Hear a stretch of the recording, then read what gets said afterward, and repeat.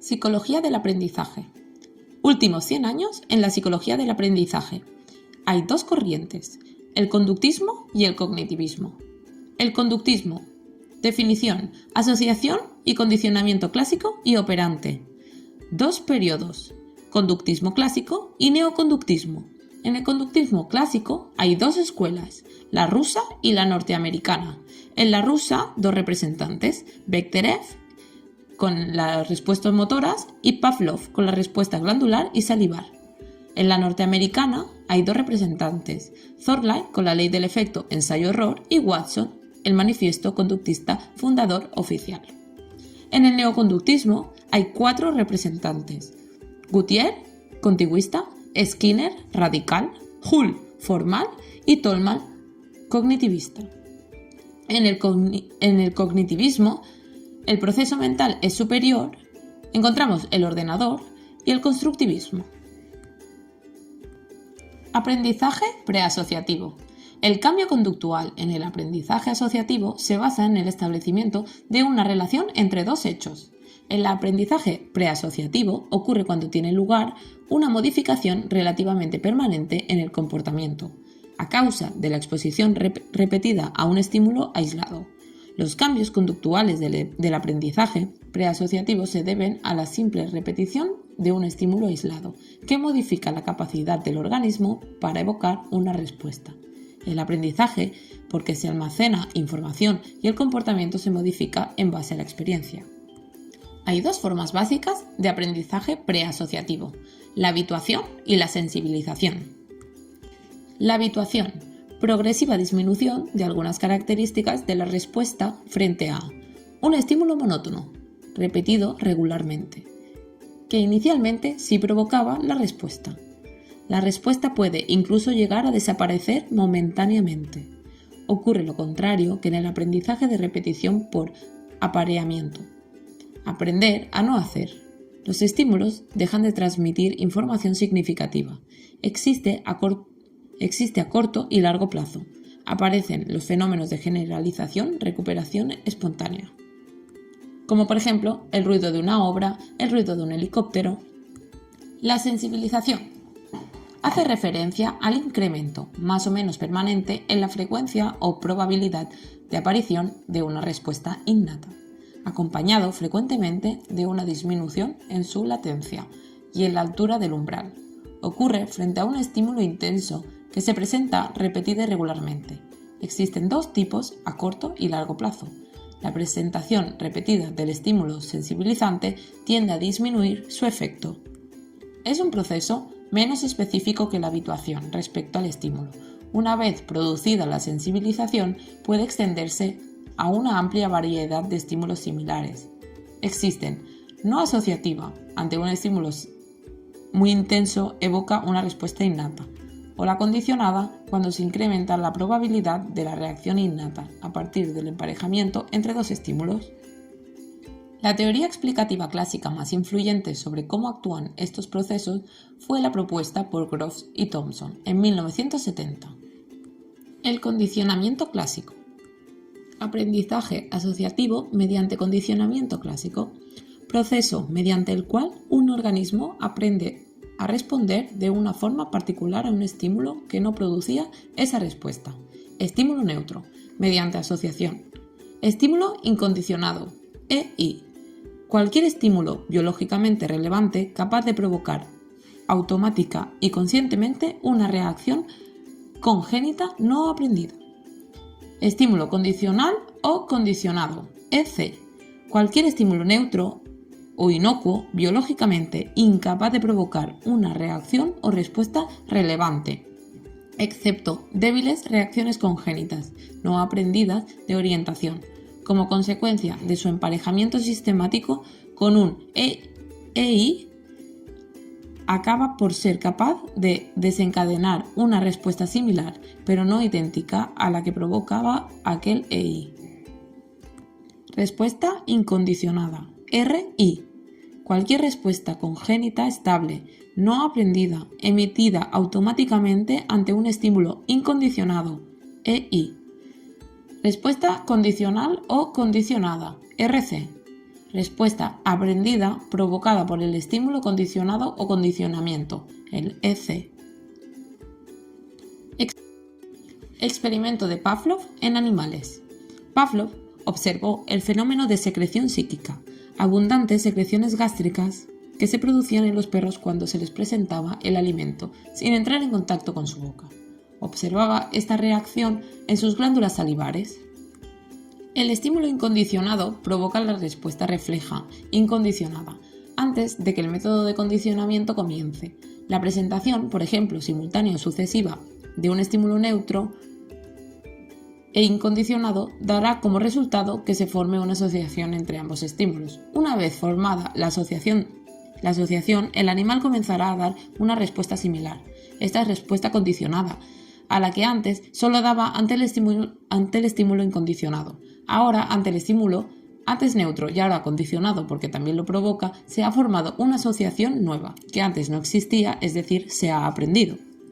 Principales parámetros de medida del proceso de condicionamiento. Número de ensayos necesarios para establecer la asociación entre los estímulos. Frecuencia. Porcentaje de respuestas condicionadas en relación al número de ensayos realizados. Intensidad o amplitud de la respuesta. Periodo de reclutamiento.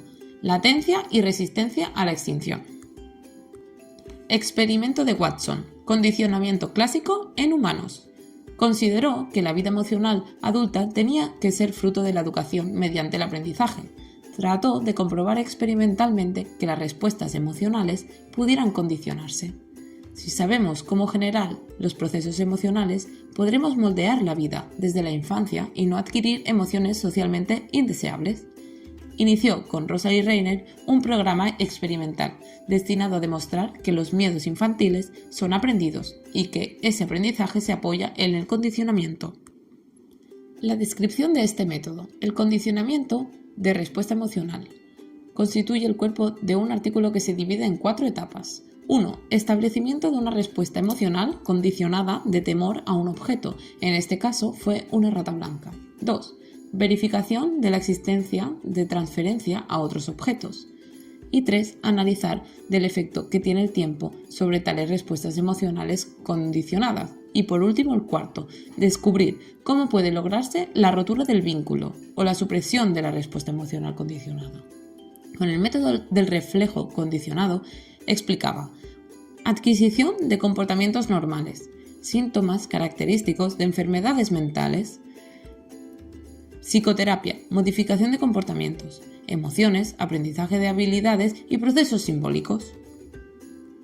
Procesos y tipos de condicionamiento clásico.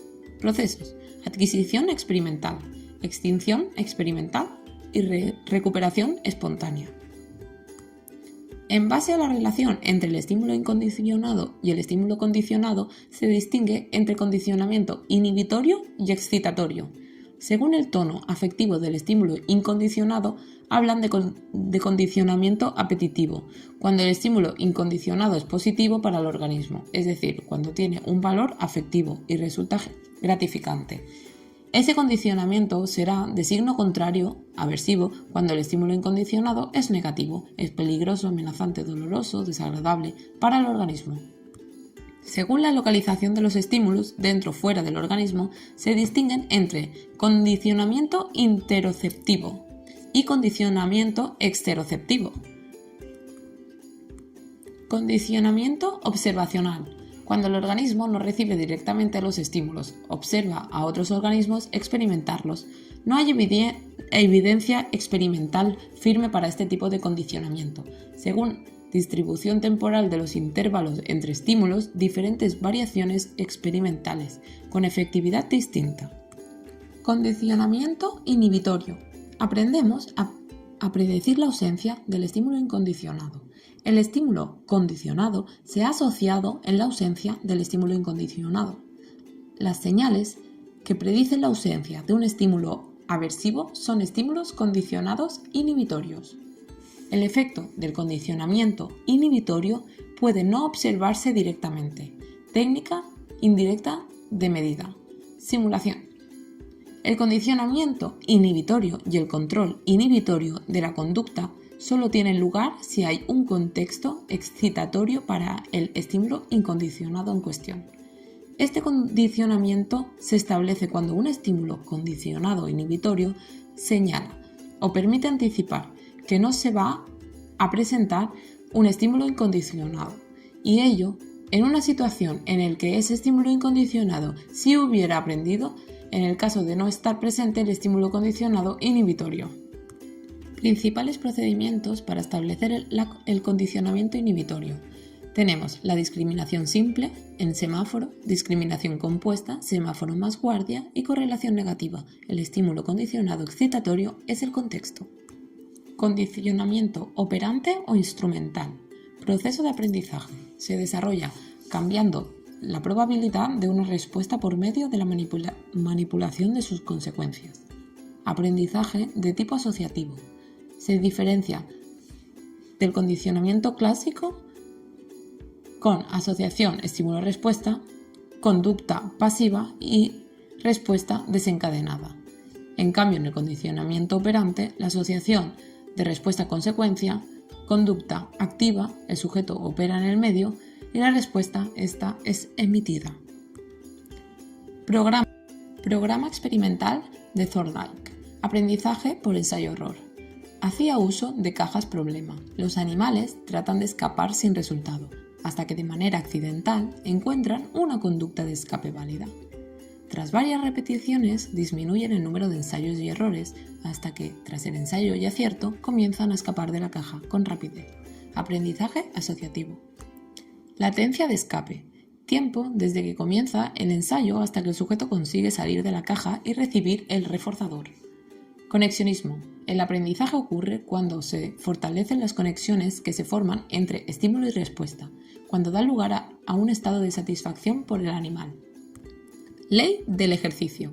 La práctica de la respuesta apropiada contribuye a fortalecer la conexión estímulo-respuesta. Uso fortalece. Desuso debilita. Investigación posterior. Abandono. La práctica por sí sola no fortalece una asociación y el paso del tiempo por sí solo no la debilita. Ley del efecto. Papel de la contingencia sobre la conducta. Satisfacción, refuerzo. Fortalecedor de la asociación. Insatisfacción, castigo. Debilitador de la asociación. Concluyó que satisfacción sí fortalece asociación. Insatisfacción no necesariamente debilita.